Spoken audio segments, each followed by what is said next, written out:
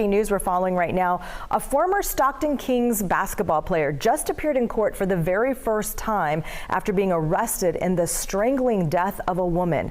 KCRA 3's Michelle Bandor was in the courtroom. All right, Michelle, let's walk us through what happened here and what Comanche's attorney had to say about all this.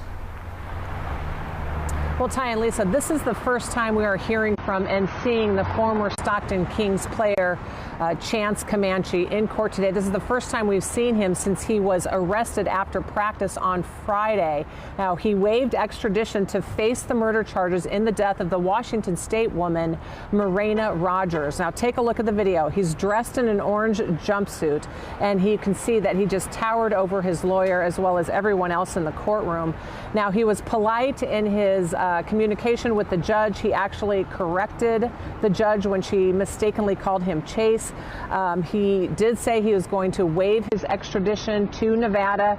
This hearing was over in just a matter of minutes. Now, his lawyer, Michael Goldstein, didn't want to stop for an interview, and neither did the family members or the friends that were also in court today for the hearing. But here is what Goldstein told me on the way out of court.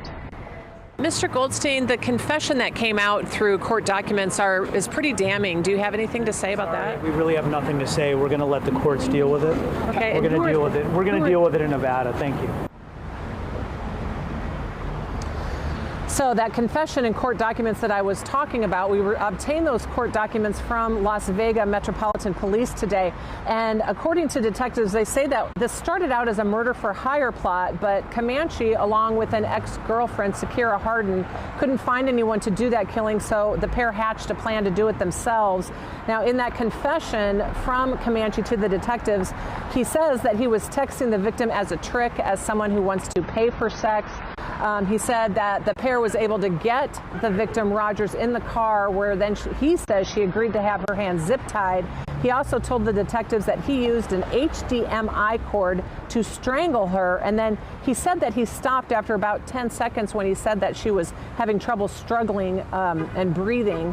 Harden then, he said, joined in and used her hands to strangle Rogers, and then together they did strangle her at the same time. Then they found somewhere to place her body in a ditch. He said that they covered her remains with rocks, and he told the detectives that he used a towel to actually pick up those rocks so he would not leave any DNA. And he says they also smashed that victim's phone. And again, Comanche did waive extradition, and what that means is that Las Vegas detectives will have 30 days to come here to Sacramento to pick him up and bring him to Nevada, where he can begin the judicial process there. We have much more from those court documents, including text messages between the two murder suspects and how they came up with this alleged plan to kill Marina Rogers. Reporting live in downtown Sacramento, Michelle Bandor, KCRA 3 News. Such horrifying details in that report. Michelle, thank you.